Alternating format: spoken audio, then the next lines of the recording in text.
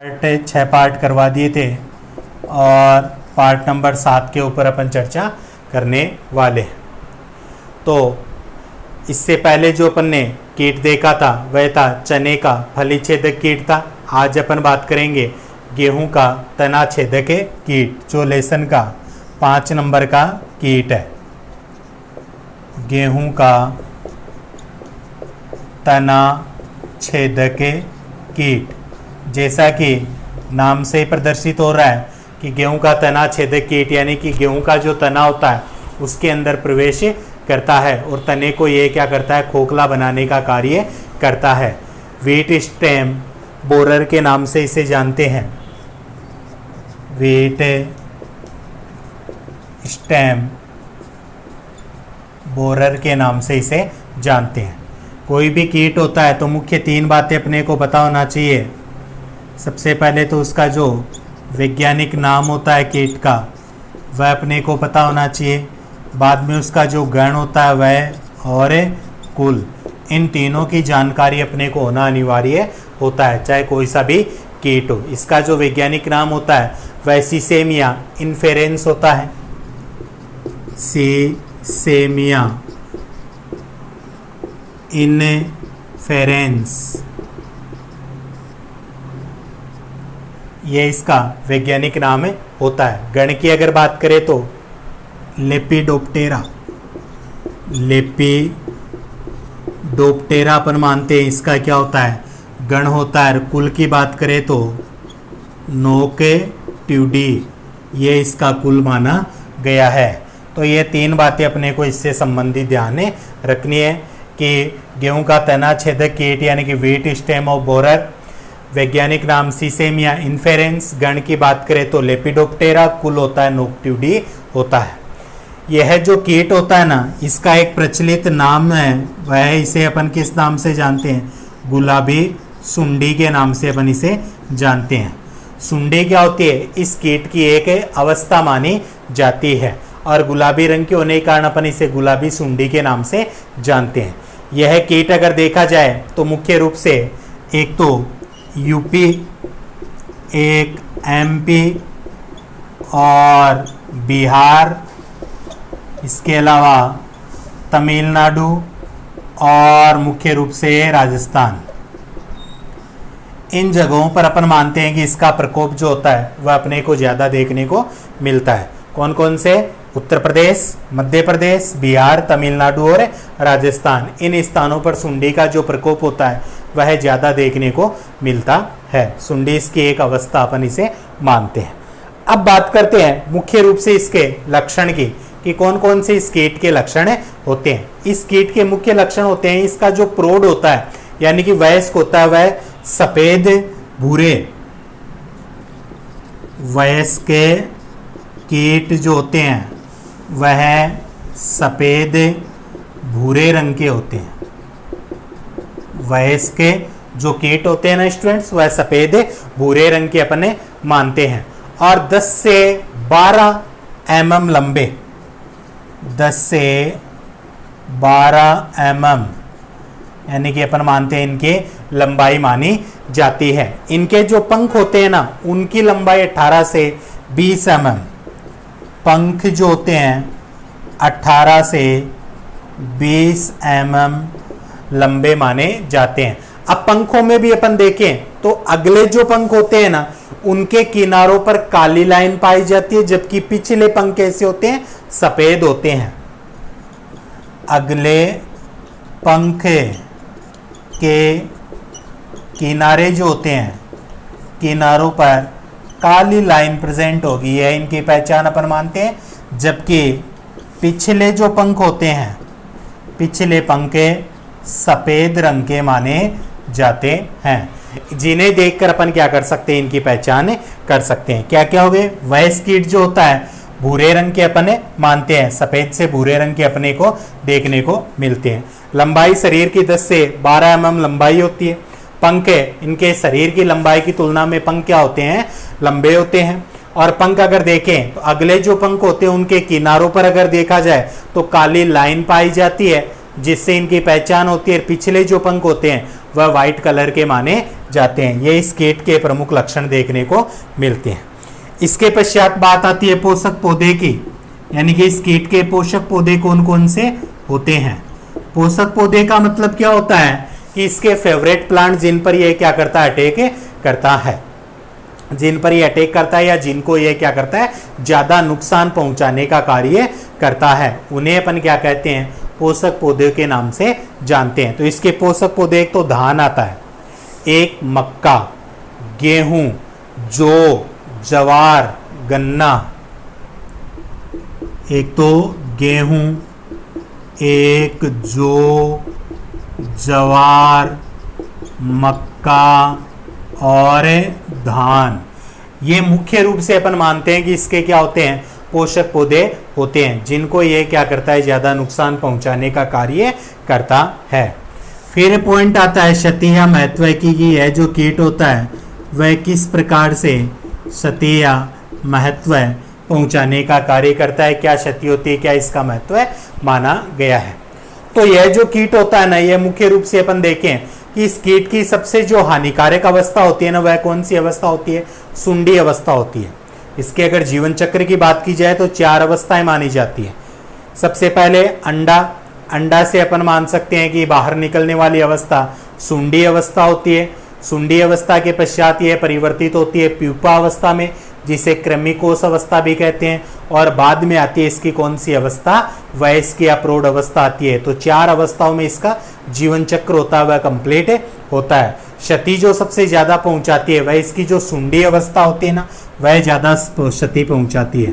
तो सुंडी अवस्था जो होती है वह क्या होती है, हानिकारक होती है।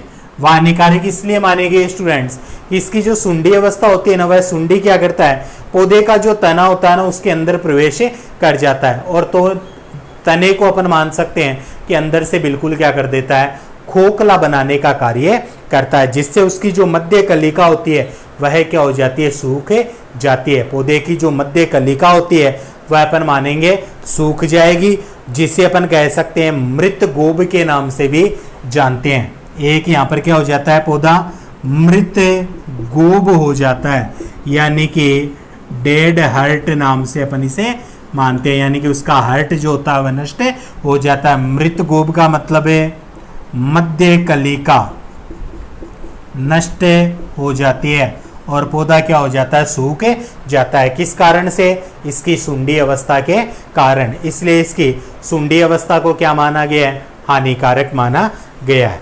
यह क्या करती है, तने में प्रवेश करती है, नुकसान पहुंचाती है। मध्य कलिका जो होती है इसके प्रभाव से सूख जाती है। इसके अलावा अगर अपन देखें तो पौधे की बालियां जो होती है ना, वह सूखी और खोखली हो जाती है। पौधे की बालियां सूखी व खोखली, सूखी व खोखली हो जाती है, जिससे जो पौधे की जो ग्रोथ होती है, वृद्धि होती है, वह बिल्कुल रुक जाती है और वह पौधा किसी काम का नहीं होता है। पूर्णतः से वह एक तरह से नुकसान झेल चुका होता है। यह बात करते हैं इसकी क्षति या महत्व की। अब बात करते हैं कि यह जो होता है अप्रैल से लेकर जो जुलाई का जो माह आता है ना, उसमें यह कीट गन्ने पर ज्यादा प्रभावी रहता है। अप्रैल से जुलाई माह है, जुलाई माह है, किसके ऊपर ज्यादा प्रभावी रहेगा, गन्ने के ऊपर, गन्ने पर कीट प्रभावी। और फिर आगे अपन देखते हैं जुलाई से लेकर अक्टूबर तक धान, जुलाई से अक्टूबर या नवंबर तक अगर अपन देखें माह तक, तो यह धान पर यह कीट क्या रहता है, ज्यादा प्रभावी रहता है। यह अपने को मुख्य रूप से ध्यान रखना है। ये अप्रैल से जुलाई माह में तो यह गन्ने की फसल को ज्यादा नुकसान पहुंचाता है, और जुलाई से अक्टूबर माह में यह क्या करता है, जो धान की फसल होती है उसे ज्यादा नुकसान पहुंचाने का कार्य करता है। तो ये इसकी मुख्य क्षति या महत्व माना जाता है। इसकी सबसे हानिकारक अवस्था बता दी आपको। सुंडी अवस्था जो होती है सबसे हानिकारक अवस्था होती है। पौधे के तने के अंदर प्रवेश करेगी, तने को बिल्कुल खोखला बना देती है, मध्य कलिका को नष्ट कर देती है, जिससे पौधे की अपन मान सकते हैं मध्य से वह सूख जाता है, कलिकाएं सूख जाएगी, बालियां सूख जाएगी। इसे अपन क्या कहते हैं, मृत गोब कहते हैं, यानी कि डेड हार्ट के नाम से जानते हैं जब पौधा सूख जाता है। तो अप्रैल से जुलाई में गन्ने पर कीट प्रभावी और जुलाई से अक्टूबर माह तक धान पर यह क्या होता है, प्रभावी होता है। अब क्षति या महत्व के बाद में बात आती है इसके जीवन चक्र की। अब अपन बात किसके बारे में करेंगे, इसका जो जीवन चक्र होता है उसके बारे में। तो स्टूडेंट्स जैसा भी आपको पढ़ाया जाता है उसे साथ साथ में क्लियर जरूर कीजिए। अगर आपके पास बुक अवेलेबल है तो साथ में बुक लेकर ज़रूर बैठिए, और जैसे ही लेसन कंप्लीट हो जाता है आपको इसके नोट्स की जो पीडीएफ फाइल है वह उपलब्ध करवा दी जाएगी, जिसे देखकर आप इसके नोट्स भी बना सकते हैं। तो अब देखिए इसमें अपन ने इनका नाम वगैरह देख लिया, गणकुल हो गया, पोषक पौधे बता दिए आपको, क्षति या महत्व है। अब बात करते हैं इसके जीवन चक्र की। इस कीट का जो जीवन चक्र होता है, कीट कौन सा चल रहा है अपने, गेहूं का तना छेदक कीट। वैज्ञानिक नाम क्या बताया था, सीसेमिया इन्फेरेंस, आपको इसका वैज्ञानिक नाम में बताया था। क्या बताया था, सीसेमिया इन्फेरेंस, ये इसका वैज्ञानिक नाम है होता है। इसका जो जीवन काल में अगर अपन देखें तो कितनी अवस्थाएं पाई जाती है, 4 अवस्थाएं पाई जाती है। 4 अवस्थाएं कौन कौन सी होती है, एक तो मैंने आपको बताई थी अंडा, दूसरी अवस्था जो थी इसकी सुंडी अवस्था थी, थर्ड अवस्था मानते हैं इसकी प्यूपा अवस्था होती है, जिसे क्या कहते हैं अपन कृमि कोष के नाम से भी जानते हैं। प्यूपा अवस्था जो होती है ना उसे कृमि कोष भी कहा जाता है। और चौथी जो अवस्था होती है उसे क्या कहते हैं, प्रौढ़, या अपन किस नाम से जानते हैं, वयस्क नाम से जानते हैं।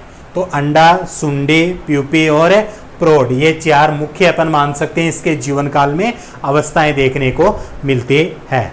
अब इसकी जो प्रौढ़ होती है यानी कि मादा होती है, प्रौढ़ मादा यानी कि वयस्क मादा, वयस्क प्रौढ़ या मादा, वयस्क मादा पत्तियों पर अंडे देती है, पत्तियों पर अंडे देती है।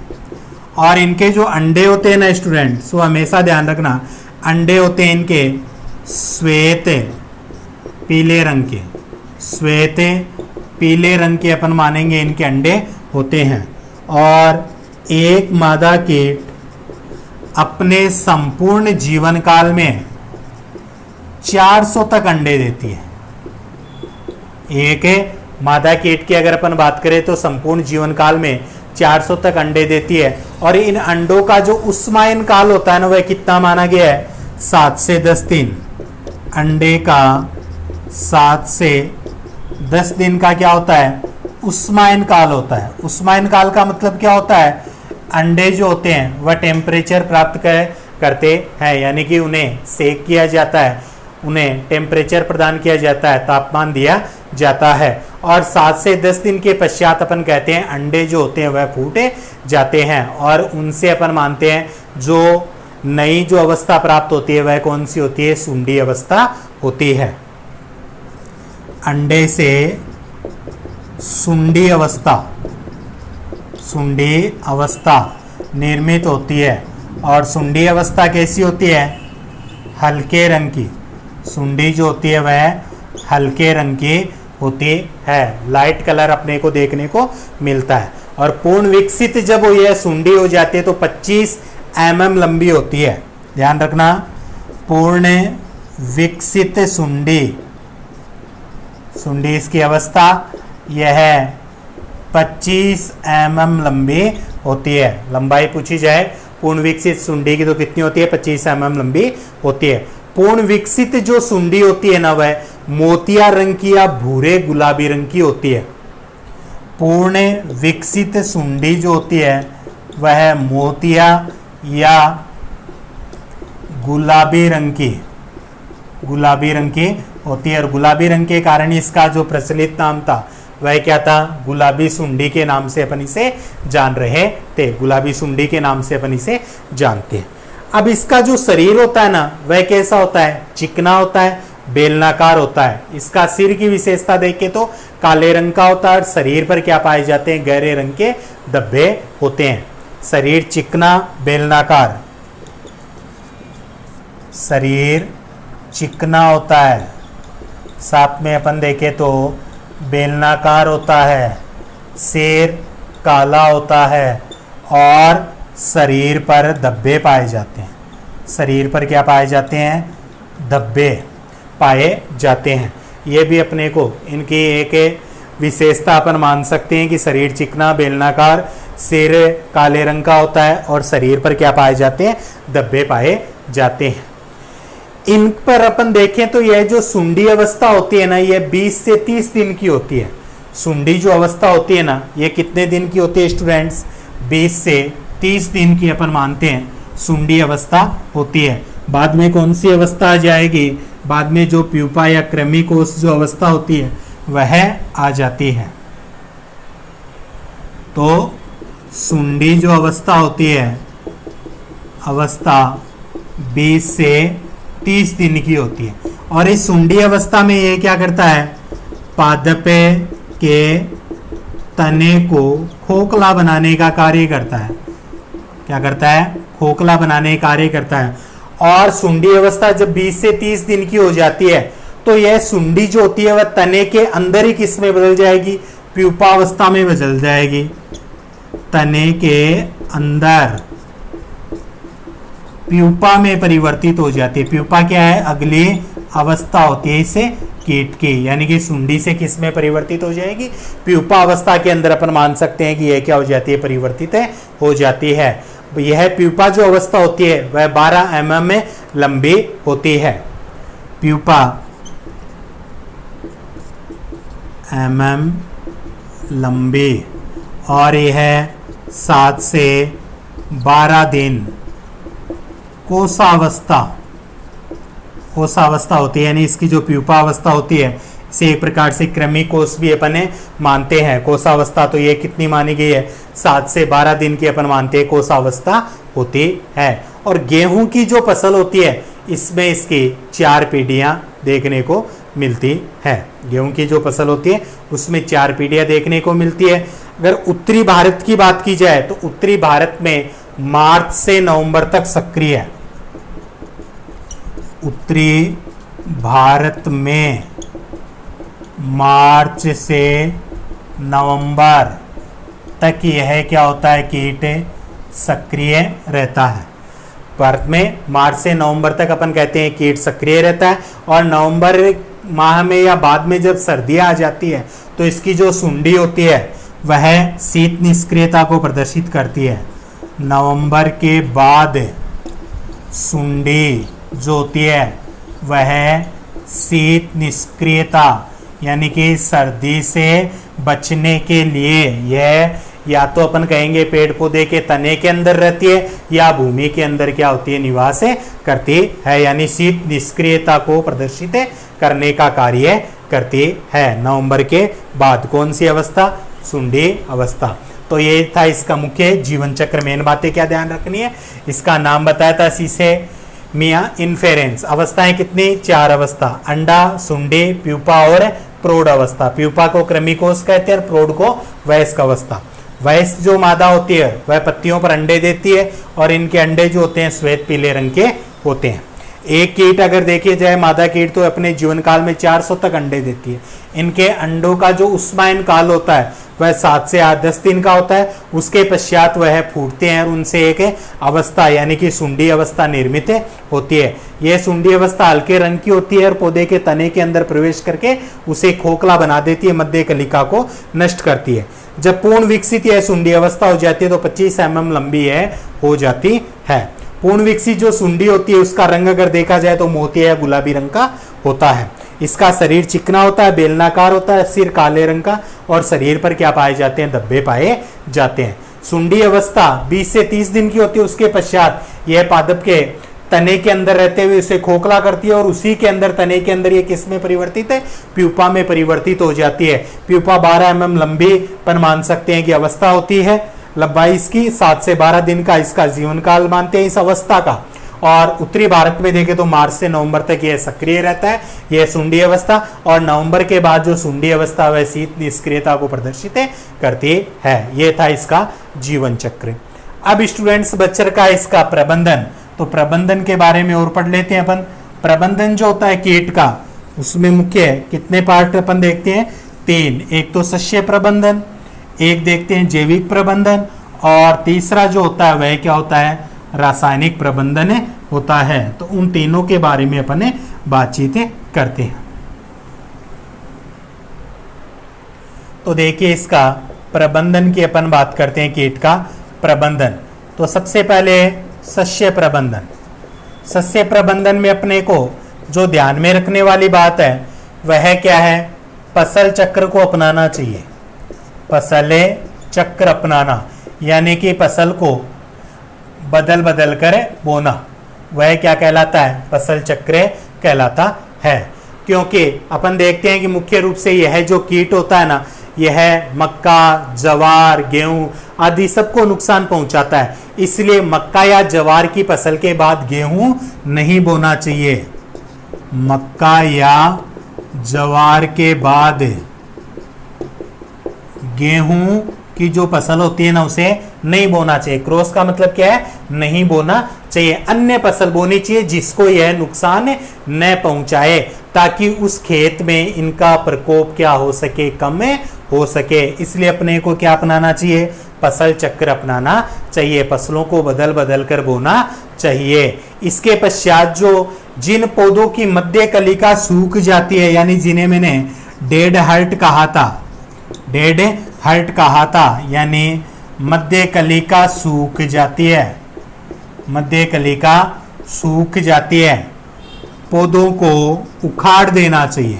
पौधों को उखाड़ देना चाहिए, क्योंकि इनके अंदर अपन मानते हैं कि इनकी सुंडी अवस्था पाई जाती है, जो बाद में अपन कह सकते हैं कि नुकसान पहुंचाती है। इनको उखाड़ देना चाहिए। तो यह दो मुख्य रूप से अपन देखें तो इसके जो सस्य प्रबंधन माने जाते। सस्य प्रबंधन के बाद में अगर अपन देखें तो दूसरा आता है इसके जैविक प्रबंधन। जैविक प्रबंधन में जीवों का उपयोग किया जाता है। तो इसके जो कोई मुख्य प्राकृतिक शत्रु होते हैं उनका उपयोग अपन यहाँ पर करते हैं। प्राकृतिक शत्रु जो इसको भोजन के रूप में इस कीट को ग्रहण करते हैं। और प्राकृतिक शत्रु देखे तो ब्रेकोन किलोनिस, ब्रेकोन किलोनिस, ये इसका एक प्राकृतिक शत्रु अपन मान सकते हैं जो इस कीट को खाने का कार्य करता है। तो ब्रेकोन किलोनिस, और एक और आता है ब्रेकोन जेलिकी, ब्रेकोन जेलिकी, इनका उपयोग भी अपन खेत में कर सकते हैं, जिससे इनसे बचा जा सकता है। और थर्ड अगर अपन देखते हैं इसका क्या आता है, रासायनिक प्रबंधन की अगर अपन बात करते हैं तो रासायनिक प्रबंधन यानी अपन किसका उपयोग करते हैं? रसायन का उपयोग करते हैं। तो जो खड़ी फसल होती है उसके ऊपर क्लोरपाइरिफॉस, क्लोरपाइरिफॉस 20 EC, क्लोरपाइरिफॉस जो होती है कितनी? 20 EC, या अपन कह सकते हैं जो क्यूनोलफॉस आती है 25 EC, या क्यूनोलफॉस 25 EC, इन दोनों में से केवल एक का ही उपयोग करना अपने को, या तो क्लोरपाइरिफॉस 20 EC या क्यूनोलफॉस 25 EC, इन दोनों में से किसी एक का 0.05%, 0.05% का पानी के साथ घोल बनाकर क्या करना चाहिए? छिड़काव करना चाहिए। घोल बनाकर छिड़काव करना चाहिए, जिससे अपन मान सकते हैं इस कीट से छुटकारा मिल सकता है फसलों के लिए। दोनों काम में नहीं लेने, या तो क्लोरपाइरिफॉस काम में लेना है या क्यूनोलफॉस काम में लेना है। 0.05% का पानी के साथ घोल बनाना है और उसका छिड़काव करना है। तो स्टूडेंट्स, ये था आज का कीट अपने गेहूं का तना छेदक कीट। आशा करता हूं याद रह जाएगा, समझ में आया होगा। फिर भी कोई डाउट हो तो बेझिझक आप लोग पूछ सकते हैं। मेन बातें दोबारा रिपीट कर रहा हूं। गेहूं का तना छेदक कीट कहते हैं क्योंकि तने को यह नुकसान पहुंचाता है। वीट स्टेम बोरर के नाम से अपन इसे जानते हैं। साइंटिफिक जो नेम होता है इसका सीसेम या इनफेरेंस के नाम से अपन इसे जानते हैं। गण इसका लेपिडोप्टेरा होता है और कुल की अगर अपन बात करें तो नोक्टिड्स का कुल माना गया है। गुलाबी सुंडी के नाम से अपन जानते हैं क्योंकि सुंडी अवस्था इसकी गुलाबी रंग की होती है और यही अवस्था सबसे विनाशकारी अवस्था होती है। यह मुख्य रूप से अगर देखा जाए तो इसका प्रकोप उत्तर प्रदेश, मध्य प्रदेश, बिहार, राजस्थान और तमिलनाडु में देखने को मिलता है। इस कीट के मुख्य लक्षण देखें तो इसके जो प्रौढ़ या वयस्क होते हैं वह अपन देखें तो सफेद से भूरे रंग के माने जाते हैं। 10 से 12 mm लंबे होते हैं। पंख इनके देखें तो शरीर की तुलना में लंबे होते हैं, लगभग 18 से 20 mm के माने जाते हैं। अगले जो पंख होते हैं उनके किनारों पर काले जो लाइन पाई जाएगी और पिछले जो पंख होते हैं वह बिल्कुल सफेद होते हैं। फिर बात करते हैं पोषक पौधे की। तो पोषक पौधे जिनको ये भोजन के रूप में ग्रहण करते हैं, इनके फेवरेट यानी कि धान, मक्का, गेहूं, जौ, जवार, गन्ना, यह मुख्य रूप से इनके पोषक पौधे माने जाते हैं। सतिया महत्व की तो क्षति में इसकी जो सुंडी अवस्था होती है वह सबसे हानिकारक अवस्था बताई गई है, जो लगभग 20 से 30 दिन की होती है। यह क्या करते हैं, तने में प्रवेश करके उसको मध्य से खोखला बना देते हैं। उसकी मध्य कलिका जो होती है वह नष्ट हो जाती है। इससे पौधे को अपन मृत गोभी भी कहते हैं, यानी कि डेड हर्ट के नाम से अपन इसे जानते हैं। पौधे की बालियां सूख जाएगी और पौधा का जो होगा उसके खोखला तना देखने को मिलता है। अप्रैल से जुलाई माह में यह गन्ने पर ज्यादा प्रभावी रहता है और जुलाई से लेकर अक्टूबर तक यह धान पर ज्यादा प्रभावी माना गया।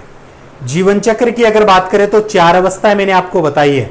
अंडा, फिर अपन मानते हैं कि इसकी सुंडी अवस्था, फिर प्यूपा जिसे कृमिकोष भी कहते हैं, और चौथी होती है प्रौढ़ या वयस्क अवस्था होती है। प्रौढ़ या वयस्क जो मादा होती है वह क्या होती है, पत्तियों पर क्या होती है, अपने अंडे देती है। इनके अंडे जो होते हैं श्वेत पीले रंग के होते हैं। एक जीवन काल में लगभग 400 तक अंडे एक मादा कीट के द्वारा दिए जाते हैं और इन अंडों का अगर उष्मायन काल देखा जाए तो लगभग 7 से 10 दिन का अपन मानते हैं इनका उष्मायन काल माना जाता है। और इनकी जो सुंडी होती है हल्के रंग की होती है। पूर्ण विकसित सुंडी 25 mm में लंबी अपन मानते हैं। सुंडी जो होती है मोतिया या गुलाबी रंग की होती है। शरीर चिकना होगा, बेलनाकार होगा, सिर काले रंग का होगा, शरीर पर गहरे रंग के अपन मानेंगे धब्बे पाए जाएंगे। सुंडी की अवस्था 20 से 30 दिन की होती है। फिर यह सुंडी तने के अंदर ही किस में परिवर्तित हो जाती है, प्यूपा अवस्था में परिवर्तित हो जाती है।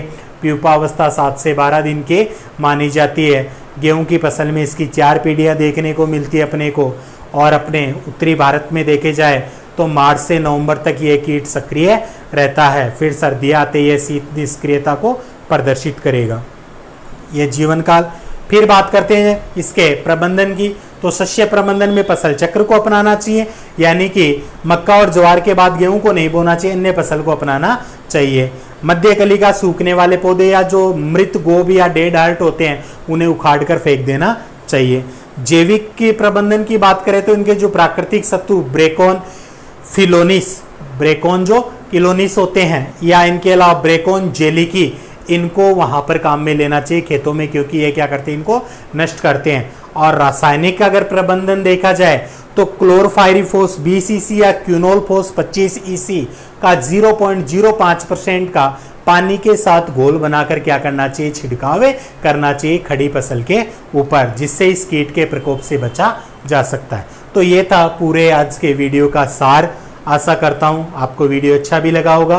तो वीडियो देखने के लिए आप सभी का धन्यवाद। मिलते हैं अगले पार्ट में एक नए कीट के साथ में। तब तक के लिए जय हिंद, जय भारत।